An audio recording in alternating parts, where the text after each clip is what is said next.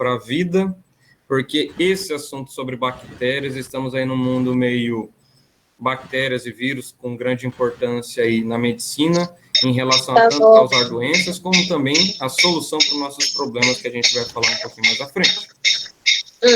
Então, vou projetar a minha tela para todos vocês. E vou cancelar minha webcam para ficar mais leve para muitas pessoas. E vamos começar aqui no conteúdo. Eu te convidei? Acho que todo... Oi, João. Gabriel. Meu Deus, no nosso trabalho, desculpa, foi sem querer. Tá dando, né, Cole?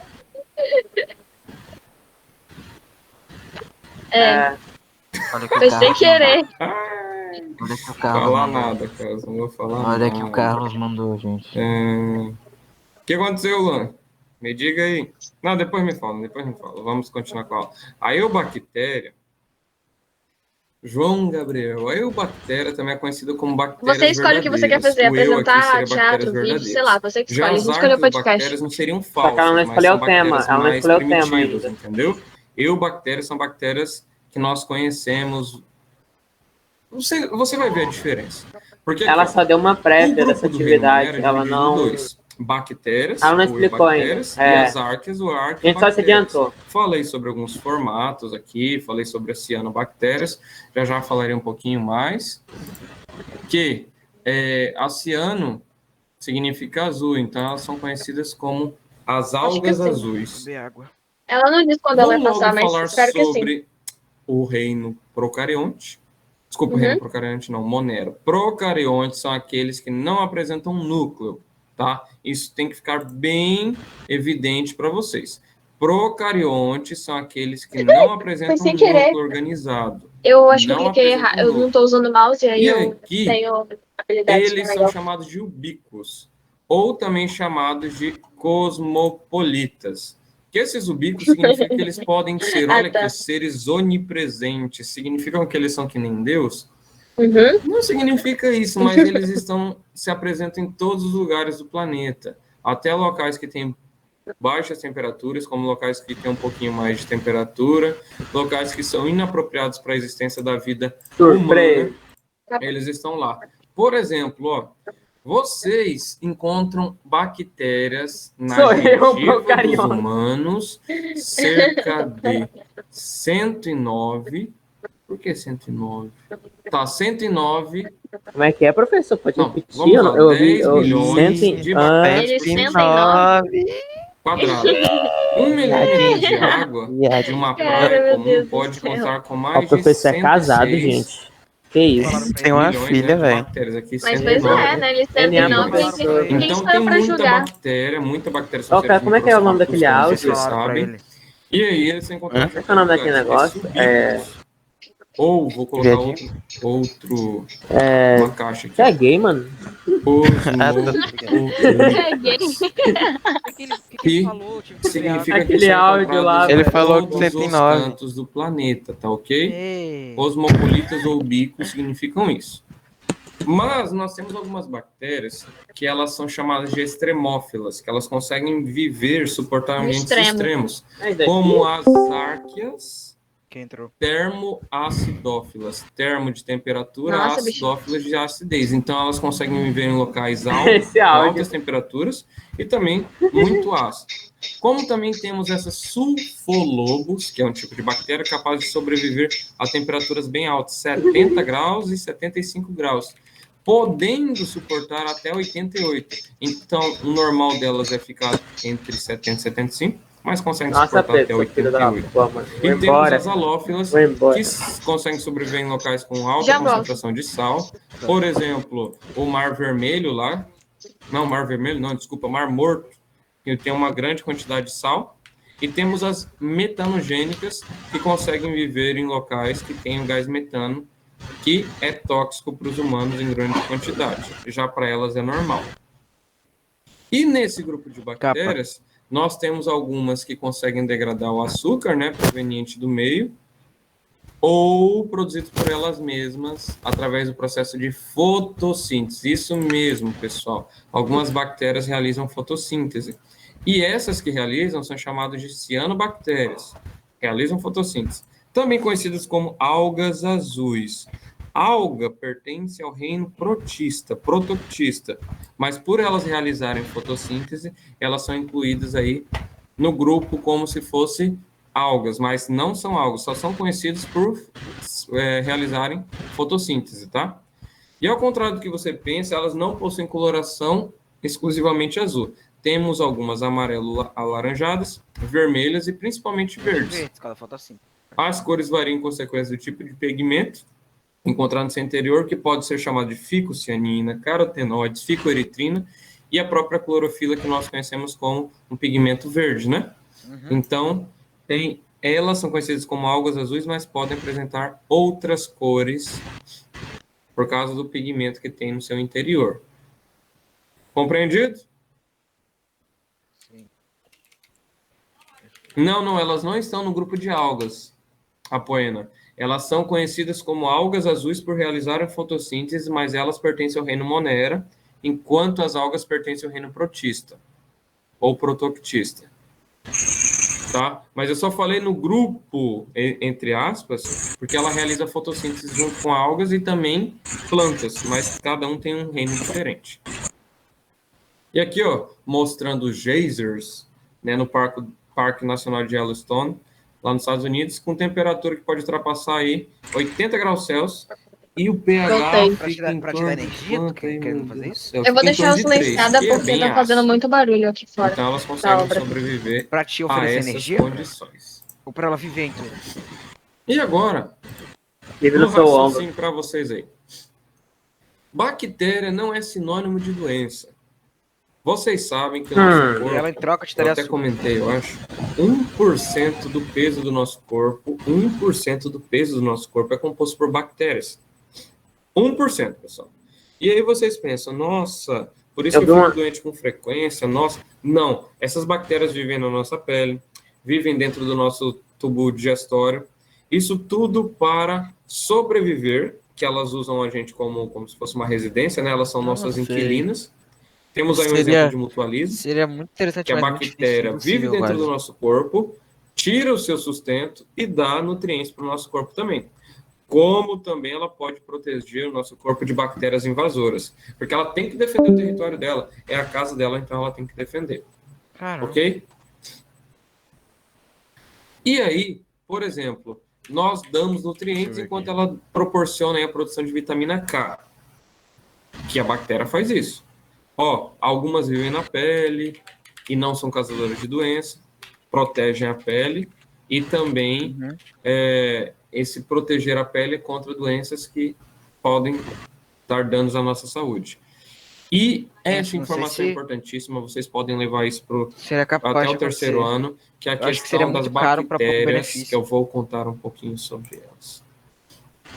Alguém aí é diabético? Né, Leandro? Só não fica tendo crise de nojinho, porque senão você vai ter crise de pânico com o seu próprio corpo.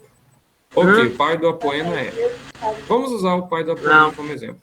Apoena, o teu pai, do Leandro também, ele utiliza a insulina? Aplica insulina no corpo? Tem lixo, mano. O povo aí que falou que tem parente com o do Apoena não aplica. A mãe da Ana Clara, vamos usar a mãe da Ana Clara como exemplo, tá? Porque tem dois tipos de diabetes. Uma que você precisa aplicar a insulina, tem outra que não precisa. Pode sim. O tio do Apoena. O tio da Apoena apoliaca. Falaram aí, porque diabetes ela é hereditária. A tendência, você tem predisposição maior se tiver alguém na família. Então vou jogar. A diabetes tipo 1, ela é chamada de juvenil. Que? Olha aí a da Isiane, né? A tia da Isiane. A tipo 1 é conhecida como juvenil. Ela geralmente acontece antes dos 40 anos. Eu percebo, detalhe. E ela tem um problema na produção de insulina pelas células beta-pancreáticas. Elas que produzem insulina lá no pâncreas. E a tipo 2 é chamada de tardia ou tipo 2. Ela acontece depois de 45 anos, se eu não estou enganado. Depois dos 40 anos, tá? Você não pode porque abaixar, o corpo tia. não reconhece a insulina. Porque tem alguns problemas Animada hoje. reconhecedores de insulina, e a pessoa tem que tomar medicamento para poder reconhecer a insulina, para poder entrar na célula. Então, a tipo 1 é quando a pessoa tem problema na produção de insulina, porque as células beta-pancreáticas foram destruídas ou não produzem insulina o suficiente. E a tipo 2 é quando a pessoa não tem aí um reconhecimento muito bom da insulina, é aí que dificulta colocar o açúcar para dentro da célula. Pode ter vários problemas, tanto sedentarismo, a tipo 2 é mais relacionado ao sedentarismo, tá?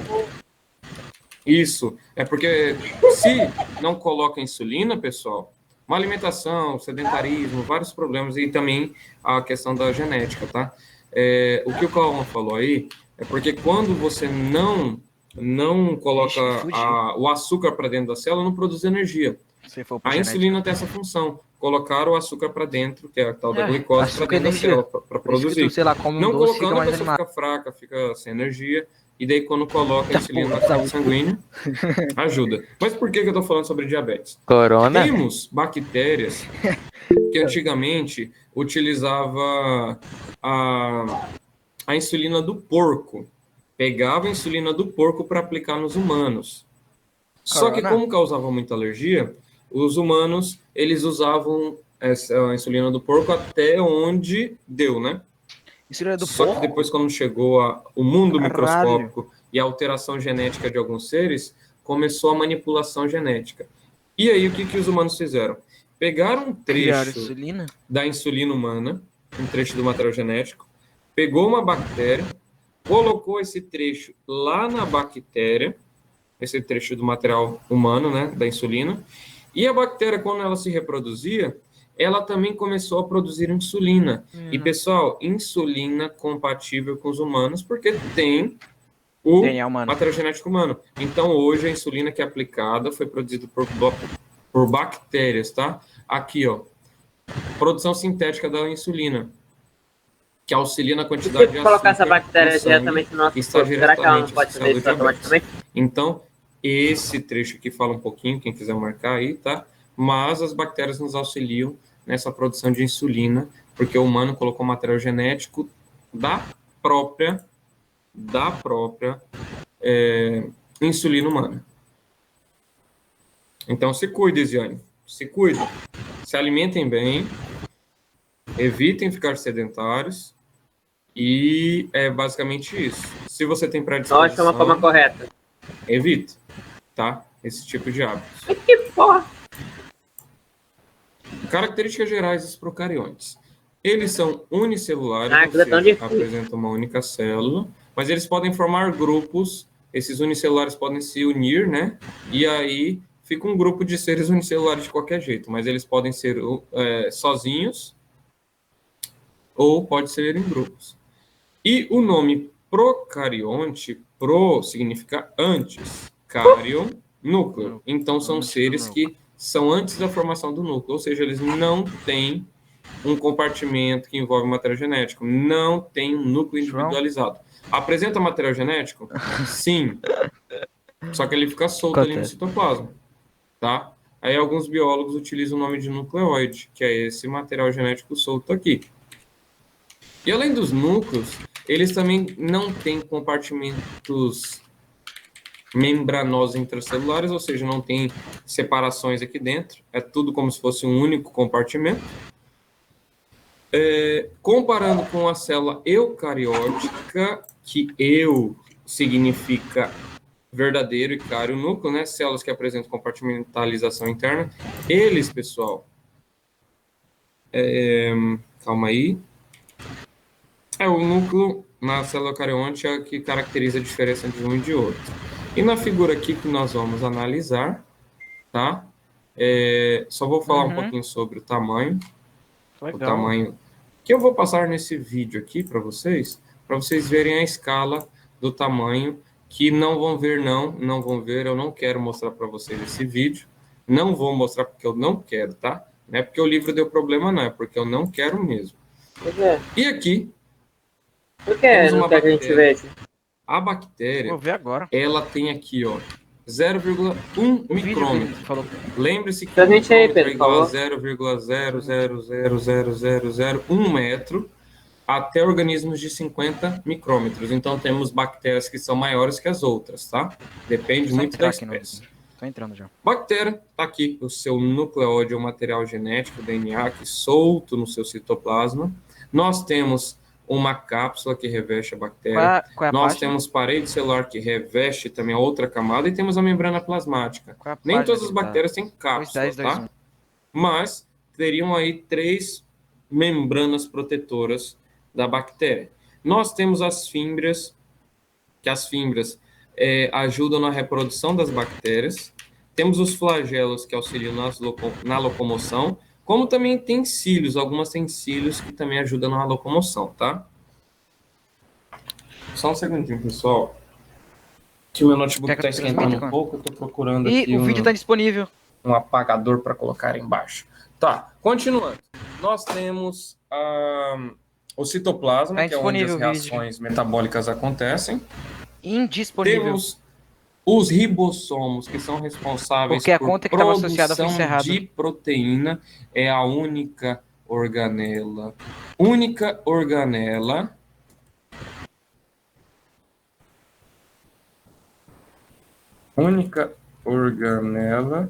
este frase letra maiúscula com a célula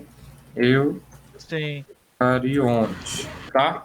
Única organela com a célula eucarionte cadê onde tá o negócio? Ixi, o que eu fiz? Eles vão pedir permissão, aí colocava o canal deles, papum. Salvei. Por que sumiu? Vocês entenderam. A única organela em comum com a célula eucarionte são os ribossomos. Tanto aqui quanto aqui. Mas tem diferenças nos ribossomos, mas são as organelas em comum. Parede celular, como foi falado já. Plasmídio. Essa informação é importante, tá? Plasmídio. Ah, tá aqui, ó. Ribossomo. Por que apareceu só agora? O plasmídio é um trecho de material genético que fica separado do material genético principal. E esse plasmídio, pessoal, é o que dá resistência a antibióticos a algumas bactérias. Plasmídio, vamos lá, material genético que dá resistência aos antibióticos.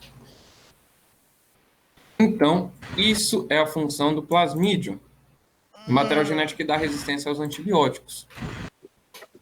Tá? Por enquanto, aqui é uma célula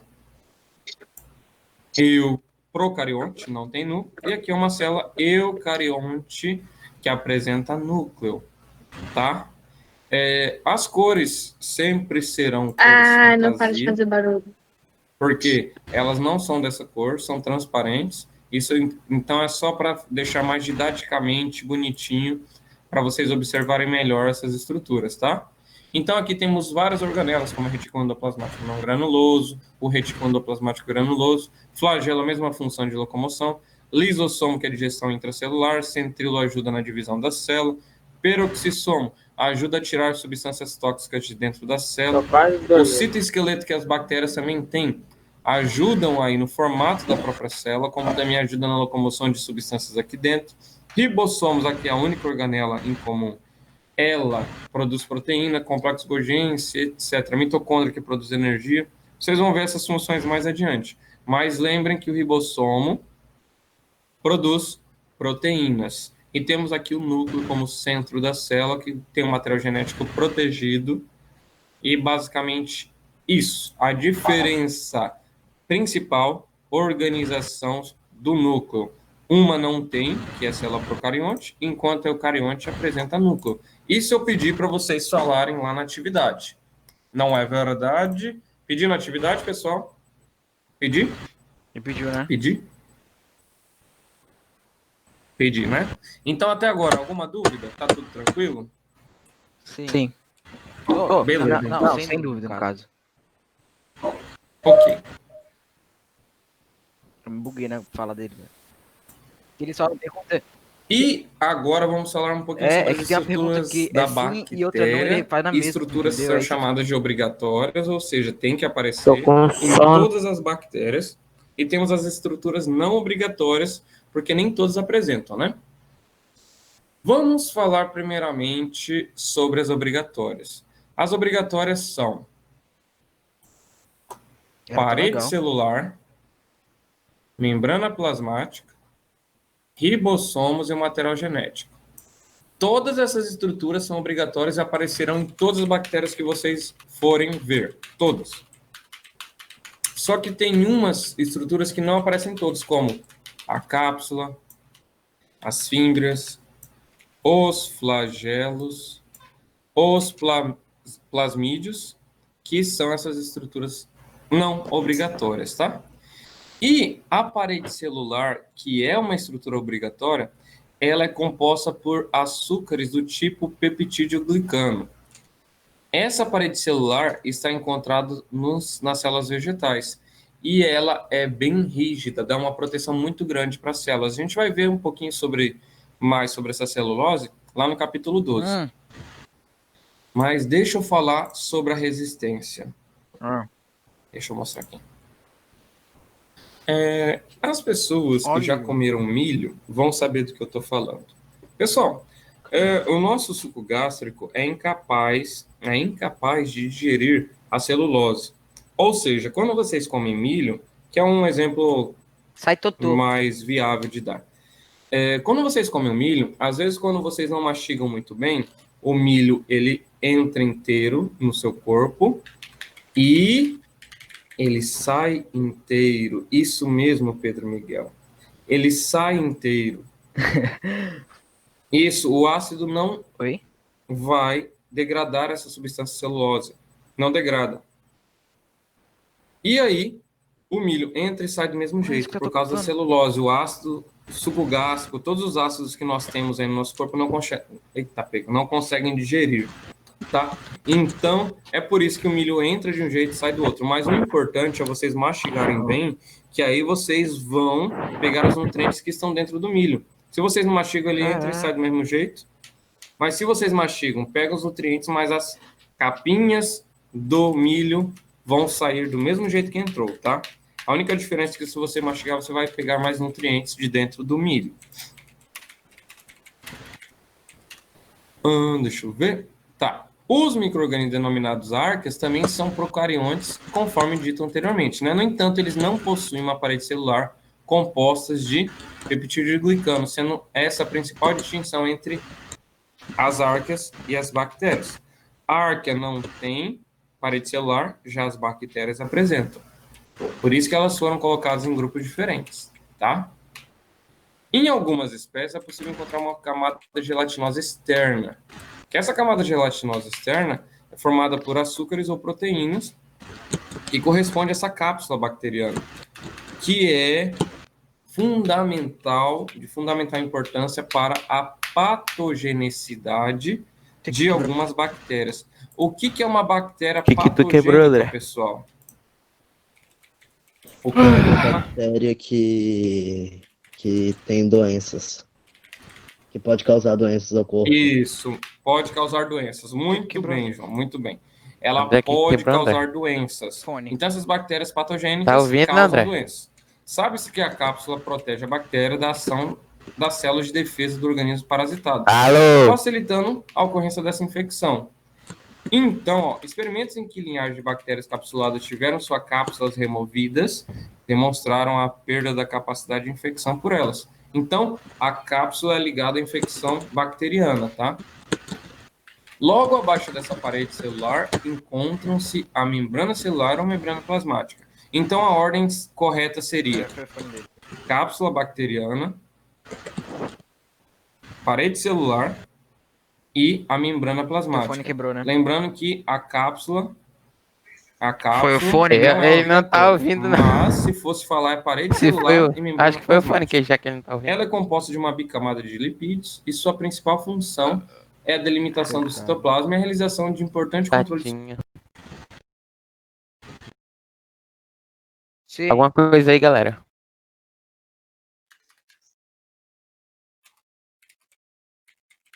Mano, eu vou tirar, velho.